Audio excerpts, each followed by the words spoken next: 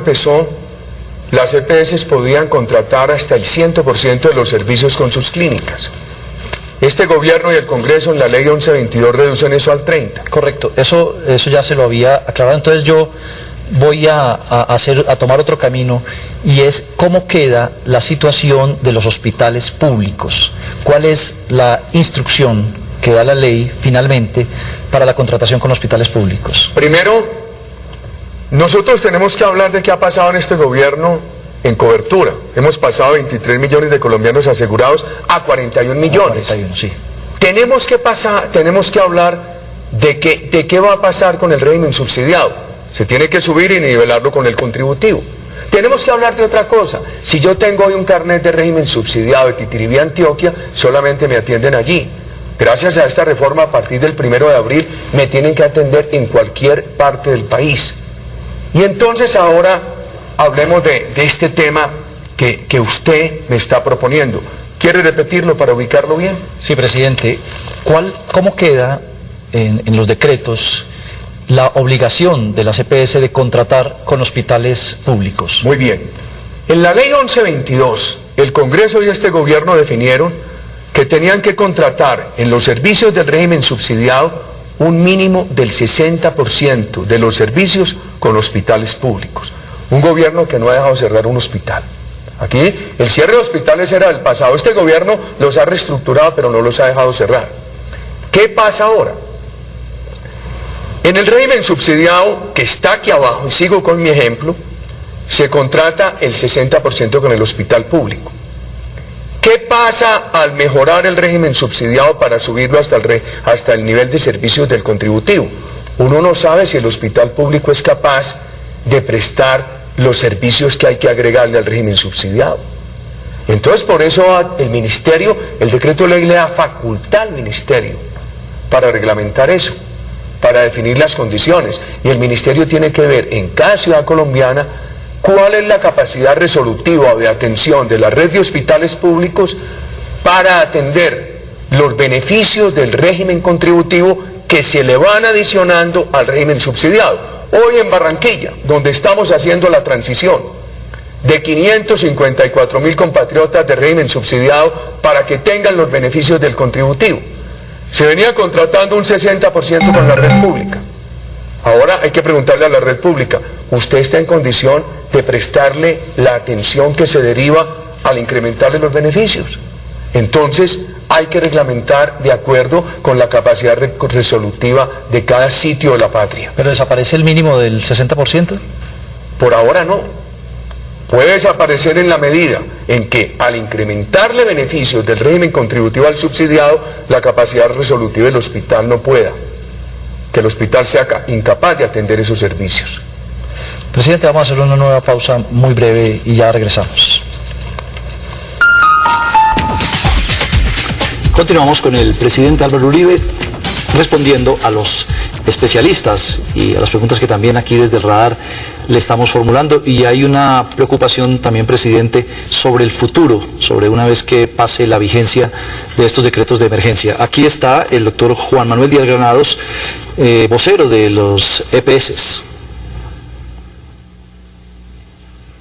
Señor presidente, de acuerdo con la Constitución colombiana, las medidas tomadas en la emergencia social que generan nuevos ingresos durarán solo 2 años. La pregunta es, en su opinión, ¿qué debe hacer el país dentro de 2 años, cuando estos recursos adicionales ya no estén vigentes, para garantizar la sostenibilidad del sistema de salud en Colombia y que el país continúe en una senda de progresividad para la unificación de los planes de salud que hagan de Colombia un país democrático e igualitario? Doctor Juan Manuel, primero veamos cuáles son los nuevos recursos. Y segundo, entremos en el tema de la vigencia de esos recursos. ¿Cuáles son los nuevos recursos? Es una competencia de los departamentos para que los departamentos operen juegos novedosos, ingresos para la salud. Nuevos recursos provenientes de un mayor IVA a la cerveza, a los licores, a los cigarrillos, a los juegos. Bien importante, no tocamos la canasta familiar. Este gobierno mantiene sin IVA los alimentos básicos, mantiene sin IVA los servicios públicos. El único servicio público que ha tenido IVA es la telefonía. Este gobierno mantiene sin IVA la salud, mantiene sin IVA la educación y mantiene sin IVA el arrendamiento de vivienda. Y tampoco afectamos las normas de promoción de inversión. Veamos, esto no puede durar sino hasta el final de la siguiente vigencia fiscal. Se dictaron en enero de 2010, tienen duración hasta el 31 de diciembre de 2011. Pero el Congreso los puede convertir en permanentes. Nosotros le vamos a pedir al Congreso de la República que nos ayude convirtiendo estos ingresos en ingresos permanentes para la salud de los colombianos. Estos impuestos que sean permanentes. Por supuesto.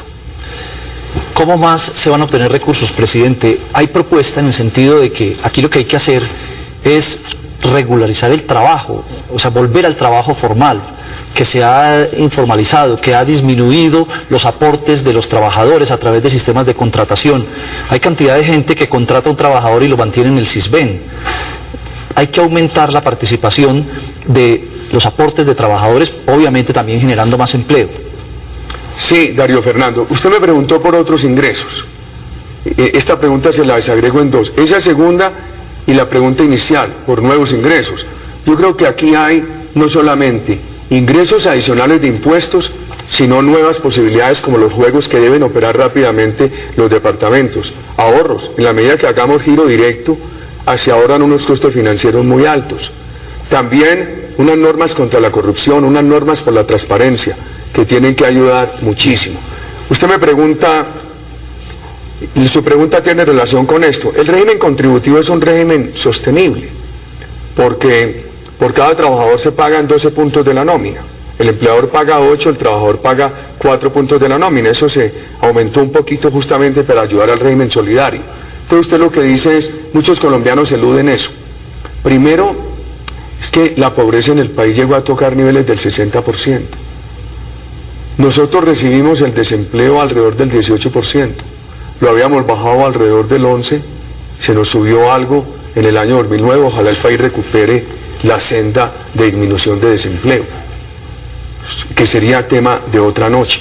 Pero no está muy flexible el régimen laboral. Esto es lo que ha hecho este gobierno es evitar, por ejemplo, la propuesta de eliminar las contribuciones al SENA, a las cajas de compensación, a bienestar familiar, porque no podemos quitarle esos beneficios a los trabajadores. Algunos dicen, quiten esas inflexibilidades. ¿Cómo hacemos? Yo creo que este gobierno ha evitado nuevas cargas, pero también ha evitado que quite estos beneficios. Lo que pasa es que también hay un sector donde hay trampas. Por ejemplo, hay empresas que todavía, en lugar de tener a los trabajadores afiliados al régimen contributivo, les dicen, vayan al pueblo y consíganse un carnet en régimen subsidiado. Claro, lo que le decía. Aquí hay unos recursos adicionales para luchar contra la corrupción. El país tiene que seguir esa lucha contra la evasión, que en este gobierno hemos dado una gran lucha. Usted recuerda toda la discusión por la pila. Sí. Antes los colombianos tenían que hacer muchas declaraciones y pagos diferentes. Uno para el régimen contributivo de salud, otro para pensiones, otro para el SENA Bienestar y las cajas, otro para riesgos profesionales. Eso lo unificamos en medio de tanta polémica. Ha ayudado a evitar evasión, y muchísimo, pero ahora hay que buscar enfrentar otra evasión, que es esa evasión que se da en empresas que deberían tener a los trabajadores afiliados al régimen contributivo, violan la obligación y simplemente les dicen que se consigan un carnet de régimen subsidiado. ¿Para eso ya hay algo previsto o se propondrían unas nuevas normas? Hay unos temas previstos de inspección laboral por regiones en Colombia y las normas están. Entonces hemos hecho un gran avance contra la evasión con la pila, nos falta este. Muchos colombianos critican, los que hacen el estudio económico, dicen, es que usted, presidente, sí, ha logrado tener 41 millones de colombianos asegurados, pero tiene 23 en el régimen subsidiado que no contribuyen. Solamente hay que contribuyen 18 millones, que son los beneficiarios del contributivo. Este también ha crecido, eran 13 millones cuando llegó este gobierno, y hoy el contributivo tiene 18 millones de beneficiarios. En la medida que la economía mejore, va a ser posible ir formalizando trabajadores. Y entonces que hoy están en el subsidiado, al entrar a formalizarse, empiezan a cotizar al contributivo. Ahora, con una economía que logró esos niveles tan altos de pobreza, que mantiene estos niveles todavía de pobreza y informalidad, uno no puede decir, no, esperemos que se formalicen, por ahora tengámoslo sin nada. No, nosotros hemos entendido que es una obligación para la sociedad colombiana que estos millones de pobres tengan afiliación a la salud. Por eso, en este gobierno, en el régimen subsidiado, hemos pasado de una cobertura de 10.700.000 a una cobertura de 23 millones. Aunque se haya colado mucha gente ahí, ¿no? Hoy hay una revisión de bases de datos. Hoy, por ejemplo, yo creo que ya... ricos colados. No. Ya eso empieza a ser historia del pasado. Porque ya usted tiene una base de datos, de los 23 millones ya puede haber en la base de datos que es pública 20 millones y ya se facilitan unos cruces. Y nosotros vamos a procurar dejar ya la base de datos unificada y pública.